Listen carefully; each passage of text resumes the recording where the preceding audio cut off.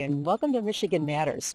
We traveled to Mackinac Island where 1,500 people gathered for the Detroit Regional Chamber's Mackinac Conference to talk about issues including this historic election. Today we'll talk with four leaders, Gretchen Whitmer, Mike Duggan, Mary Sheffield, and Pete Buttigieg, who were there to get their take on what it all means. So pull up a chair and join us as we give you a front row seat to some riveting conversations with leaders who are making a little history of their own. Let's get started. From CBS Detroit, this is Michigan Matters with Carol Kane. Michigan Matters is brought to you in part by Cure Auto Insurance. Politics took center stage at the conference as we began our journey at the Grand Hotel and talked to Gretchen Esther Whitmer, that woman from Michigan, as she winds down her final year as governor of Michigan. I know you gave a great speech up there, and what's the message? Well, first I think it is about Michigan and our economy and the future and making sure that people in Michigan can get ahead and that we can outcompete anyone else and continue to make sure that we solidify our economy. We got some headwinds, right? Whether it's tariffs or it's the Iran war that's making life harder for folks. But finding where we can seek common ground, whether it is around improving literacy outcomes for our kids or building out affordable housing, or just, I think, the skills work that we've done that have made us one of the best states in the country in terms of upskilling our workforce. These are all important things that we have done that we've got to continue to do, no matter who's governor next. We never got. Well, I'm thinking back to, the past 7.5 years. I can't believe it's been 7.5 years that you've been here, and time does fly when you're having fun, though I don't know if you would say these last 7 years have been fun. It's been interesting, to say the least. But as you look back to the first time you came up here as governor, and this time, what's been the biggest change? Oh, I think there's just so much change. The world is moving at such a quick pace, whether it is around tech or it is around policies coming out of D.C. that we've got to continually try to anticipate or solve for challenges. There's just been a lot. And I think the climate challenges that we've confronted have been happening so fast and furious, whether it's ice storms or tornadoes, flooding. I mean, this will continue to require that we're building out infrastructure that can weather that. You rode into the office on Fix the Damn Roads is your mantra, and that is taking place, though. I know people at home who are driving with the orange barrels like, oh my God, is this ever going to stop? No matter what road you take or side issue to try to find a side. Stop. No, it's not, it'll continue on. But what's interesting is that your popularity ratings are, you're going to lead, unless something dramatic happens in these last months of your governorship, you're going to have extremely high ratings, maybe the highest since Bill Milliken left office, yet at the same time our state went from blue to purple, and your ratings have stayed high. Why do you think that is? Yeah, I'm not sure, but I think, I hope that the people of Michigan see that even in a pandemic when I'm making hard decisions or when I go to the Oval Office and I'm trying to work with a president that I have lots of disagreements on, I'm always putting the people of Michigan first. I hope that's what people say. I hope that's what's driving that, because that's always been my North Star. And I take a lot of heat from people in my own party. I take heat from people who don't agree with me on the other side of the aisle. But my North Star has been the people of Michigan, strengthening our economy and creating opportunity. And I hope that's why those numbers are where they are. And I hope that's what people think about when I'm long gone, too. And as we're winding this down here, your thoughts on Michigan, where we're at, going forward at the end of 2026. You're going to be stepping out of the governorship here. Your feeling about the state you leave behind as its leader? I think, we've done a lot of things well. I think there are definitely challenges ahead for the next administration. And, if we can end this year by getting a balanced budget done, doing some more work when it comes to building out affordable housing, and continue our work around literacy, I think we've set a really good foundation for whomever comes next to keep turning Michigan, keep moving us forward. And do I dare ask this question, 2028? Any thoughts that you have? Your name's been mentioned in the past, potential presidential candidate, and I haven't heard you say much. Anything to say, or? I think we're going to have a robust group of people looking to run. I'm not going to be one of them. Okay. Well, stay tuned is the answer on that one then, right? No, I just told you. No, but there'll be more to say about what you do next. Yes, what you do next. There will be. Okay. I got a lot of gas in the tank. I care deeply about Michigan and the future of our country, and so I hope to do something to be a help, but I can't wait to Have just a break. We'll be, yeah, and you're going to be deserving of a break too. I can't thank you enough for taking time to talk with us today through your governorship. And we're not done. We're going to be talking again and all this, what this goes on here. Right, we got 7 months left, so I'm sure we got lots more to talk about. I appreciate you being with us. Thanks again. Carol. Coming up, the man who shocked the state with his big decision before the conference even began. Back with that after this timeout.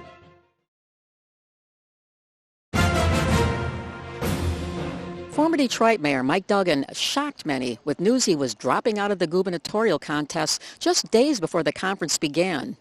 We caught up with him and talked about the road ahead. Mr. Mayor, you and I have been friends a long time, and I know how hard a decision this was for you and Sonia to decide. So my question to you is, why decide this now and why so early? Because just before you answer this, we're here at this conference. Everybody to a T is talking about this, is saying, why didn't the mayor just wait a little bit longer on this? Why do so now? Well, you say it's early, but I've been campaigning for a year and a half.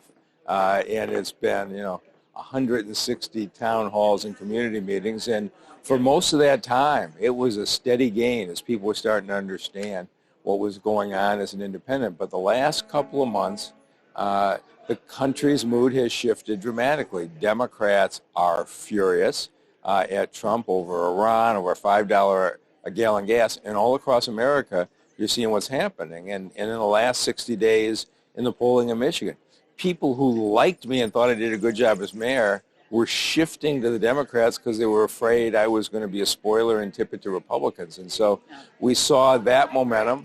We had problems with, as I've learned, there's no national fundraising base for an independent. And so I could have done this for another 2 or 3 months, but every day I'm asking people for endorsements, for their time, for their money, when I know full well that if you look at the actual trend lines, there's just not a path there. You said how when you've gone out and the meetings you were having with people, they're talking about gas prices, they're talking about inflation, they're talking about health care costs, everything. But running for governor really doesn't have much to do with that. I mean, the governor can't really affect those things. This is done at the... What was so interesting about the town halls I had, I say 80% of the time, the words Donald Trump never came up. We were talking about their schools. We were talking about their kids having a job here and not moving out of state. We were talking about the lack of affordable housing, talking about what was going on the farms. But in the last 2 or 3 months, the mood has just shifted in such an angry way. And all of a sudden, the national politics were taking over these town halls. And I could see what was happening. But more importantly, the polling was showing us not just, I was down 11 points. That wasn't the biggest problem in the world. But 65% of Democrats now said they didn't want to vote for me because they were afraid it was going to be a spoiler. And once you hit that point, it isn't a matter of they don't like me, they don't like my education policy, they don't like my affordable housing policy. It's like they are so afraid of Trump and the Republicans right now. It's just where they are. What did you learn about, this is your first time running for a statewide office. Yeah. What did you learn about that different from running for a local office? I can't tell you how much I enjoyed it. The number of town halls I had at barns where farmers hosted me in the community and in a skateboard manufacturing facility and a helicopter manufacturing facility in the Upper Peninsula. I got to meet people in all corners of the state. And the thing is, no matter where you are in the state, you feel like Lansing is forgotten. That's what I've heard. The farmers are like, we're the only ones being ignored. I'm in Pontiac. They say we're the only ones being ignored. I'm in the Upper Peninsula. I said we're always being ignored. And the Republicans and Democrats in Lansing are so consumed with the battles with each other, they're not solving the state's problems. And I was surprised how unified the state was in being angry at Lansing. Have you had a chance to think at all about what comes next? No. It's been 4 or 5. I can't imagine running for anything again. I just had great experiences. I couldn't have had a better experience than the 3 elections in Detroit where the people of the city were so supportive of me. And this election was great. I mean, it was just great crowds everywhere. The problem was it was 25% of the state. It wasn't going to get to be 40%, and that was just the reality I was facing. Thoughts about what is the number one prevailing issue before the region right now from your standpoint? You say to people, we've gone from 19th in the country to 44th in third grade reading. We've gone from 16th in the country to 40th in personal income. And people don't really know that. They kind of feel like it's getting worse. Their kids are moving out because there aren't jobs here.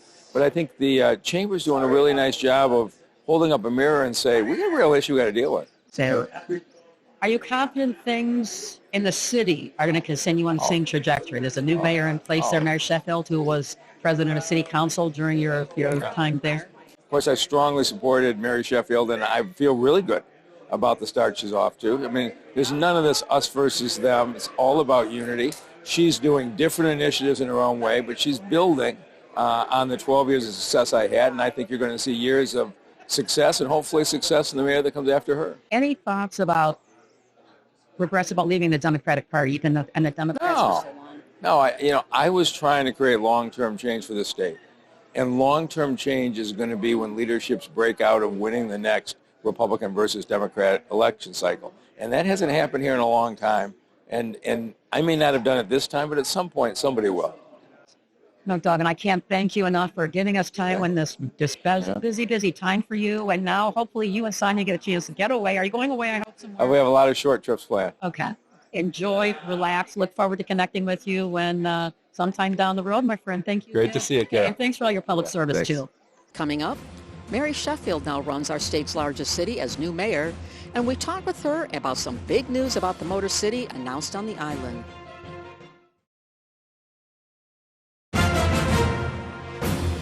Mary Sheffield took over as mayor of Detroit in January. Though she served 12 years as president of city council and attended this conference before, being there as top leader of Michigan's largest city proved a different experience. How you doing? I am great, thank you. Have you gotten used to people calling you mayor yet? How does that feel? I'm still getting used to it, but it feels good to be able to serve the city of Detroit. You had some incredible news this week that you announced as well about the bond rating being upped. Two bonding agencies announcing an upgrade for Detroit.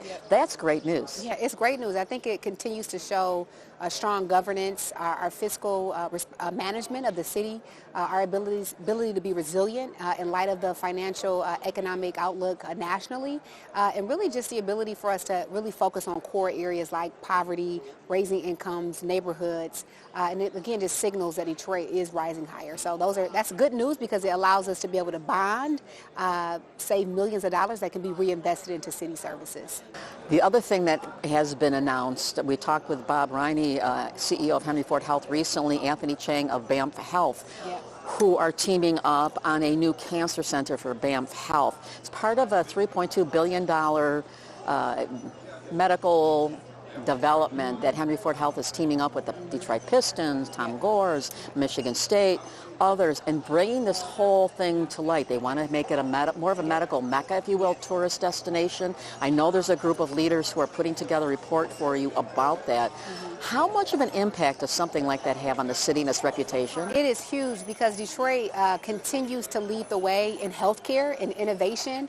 Banff is really a national leader in innovation and trying to cure health diseases, and so to have that headquartered right here in Detroit on an old site that was the old jail, the failed jail site, and to have that innovation in healthcare right there that will create thousands of jobs for our residents, I think speaks again to the growth of our city. So it's big for Detroit to continue to signal growth in our city. You campaigned, a big part of what your campaign for mayor along the way was talking about the neighborhoods, lifting more people in the neighborhoods, affordable housing, helping improve education, these sorts of things here. As we sit here, the first 100 days, you have made a number of announcements. You've done a lot for 100 days. Yeah, we've been busy our first 100 days. We were able to really take the information and the recommendations from the transition committee. We launched a new department, a health and human services department. We created a new program where all of our K through 12 students can ride the bus for free. We've invested money in the Housing Trust Fund. We've expanded some of our programs like Motor City Match and Detroit Legacy Business. And so we've been very busy. We created a new office of gun violence prevention. And so again, we're really just listening to the needs of everyday Detroiters and trying to make sure that we prioritize people, neighborhoods, community, families, and ensure that the social issues of our city are addressed as well. As we sit here, people come to the conference here, and there's so many different issues that have been discussed here. And as you look at all the different issues before the city, as mayor of the city, and the largest city in the state, large amount of people. What issue to you rises to the top as the one most pressing, important issue that has to be resolved right now? So I'm actually going to be speaking today about poverty. In light of a lot of the economic wins that we've had, a lot of the big buildings and development, we still have a relatively high poverty rate, and childhood poverty is at 51%. We're the third highest in the country and the highest in the state of Michigan. And so I truly believe that in order for Detroit to rise higher and for us to attract development and retail in our neighborhoods, we have to increase the incomes of Detroiters. And so that is a big issue that this administration is tackling, is the issue of poverty and economic mobility for families in the city of Detroit. And then I will also say property tax reform. And so that has been a part of every conversation I've had on the island today, is how do we actually create substantive property tax reductions for everyday Detroiters. And those are conversations that we're having, because I think that will really help grow our population and retain families as well in the city of Detroit. When you look at all the issues before the state, and I'm asking you to look broader beyond just Detroit, what to you rises to the top? What one or two issues is the ones that really needs to get more focus from the state and region, but also from the state standpoint? Yeah, I think what I hear a lot when I come to Mackinac always is education. We always, talk about the need to have better coordination, a better curriculum and system for the state of Michigan as a whole.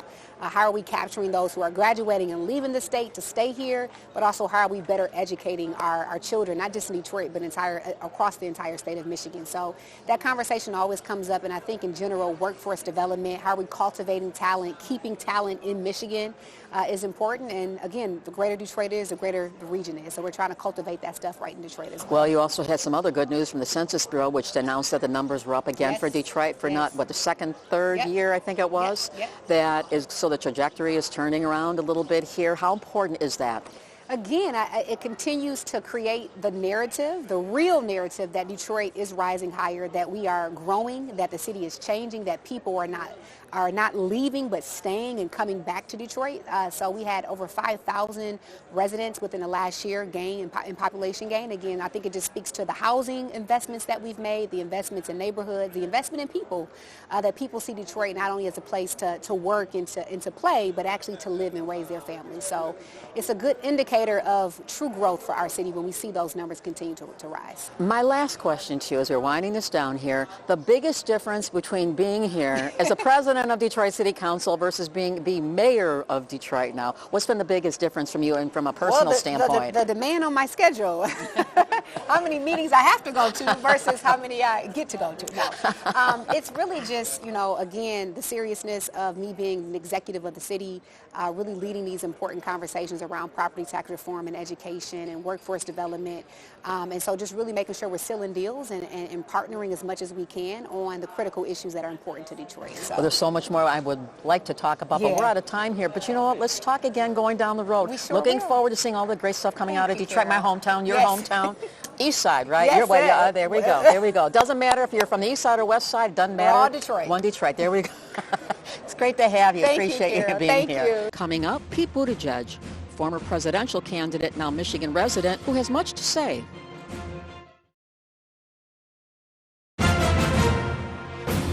Former Transportation Secretary Pete Buttigieg, now a Michigan resident, has been gaining headlines since the former mayor of South Bend, Indiana, ran for president. We talked about that, politics, and more. Do you get a chance to see much of Michigan? We're up here in this beautiful island at the conference. Do you get a chance to get out of Traverse City and see the rest of Michigan? Yeah, I mean, like a lot of parents, my whereabouts in Traverse City are mostly dominated by the kids' schedule. But, as an adopted Michigander, it's been a really great place to live. Michigan is a critically important state politically with so much going on. But there's a movement within the Democratic leadership to have Michigan moved up on the primary schedule to one of the leading states. Are you a supporter of that notion? I realize as somebody who's participated in presidential politics that it's important to accept that there are folks who make the rules and then folks who work within them. So I'll try to hold my peace, except to say this. One thing that I've found in Michigan is that this is a state that has every different kind of slice of what's going on in America, racially diverse, so many communities that range from rural to one of the major global cities here in the United States, in Detroit, suburban, exurban communities, places as varied as the places right over the state line from where I grew up in southern Michigan to Traverse City where we live now. And I think anybody who wants to play a role in national politics should be spending a lot of time in this state. Once we get through the primary, once we get through the midterm elections, I think the Democrats feel pretty good about what's going on, their chances with all the races going on, not just here but around the country here. Coming out of that, the president still has 2 years left in his term. How did the Democrats pull together and regroup and rebound, given he still has 2 years left? That's a long time. Well, first of all, Democrats can respond to the things President Trump has done to make life in this country more expensive. Congress has power when it comes to the war that is making us all pay more for gas and diesel. It's even making mortgages more expensive because it's helped drive up interest rates. A Democratic-controlled Congress could do something about that. Same thing with the tariffs. Look, there are certain targeted tariffs that could make sense to protect American workers, but what we have right now is very different. It has made every American household pay, on average, an extra $1,000. And the Republican Congress has been unwilling to stand up on this. It's a desire for accountability, this realization that it is just plain wrong to have taxpayer dollars, for example, going to somebody who is convicted by a jury for physically assaulting police officers at the Capitol on January 6th. These are all things that Congress can do something about now. And I think if Democrats show our focus on making sure there is a better, more affordable everyday life and more accountability in Washington, those are the kinds of things that can earn trust going into the presidential election and the congressional elections of 2028. Speaking of 2028, typically when people are running for president, they announce after the midterms, and the timing would be maybe after November here. I'm not going to ask you specifically what you're going to do, but have you decided, I mean, is there a timetable of when you're going to make your decision on whether to go for 2028 as presidential candidate? No strict timetable. You know, what I'm really focused on right now, and certainly will be through the midterms, is making myself useful for candidates and causes that I believe in. And that's been true right here in Michigan. For example, a special election for Shedrick Green for the state Senate. I was proud to have been part of that, knocking on doors with him in Midland. But also around the country, from an effort to reduce the effect of corporate dark money in politics, which brought me to Montana, to a candidate in western North Carolina that I'm proud to support for U.S. House. That's going to be where all of my political energy goes until the midterms. Then we'll see what we've learned by then. Your thoughts about Donald Trump as a political person, if you will. He wasn't in politics before, ran for president, has won two different occasions here, with all the things that have transpired, and he still has a very strong base of followers. Even though President Trump is deeply unpopular, he has been able to exert an enormous amount of control over his party. As he does that, though, I think the party is shrinking because, again, there are a lot of people who believed him when he said he would not get us into a war in Iran.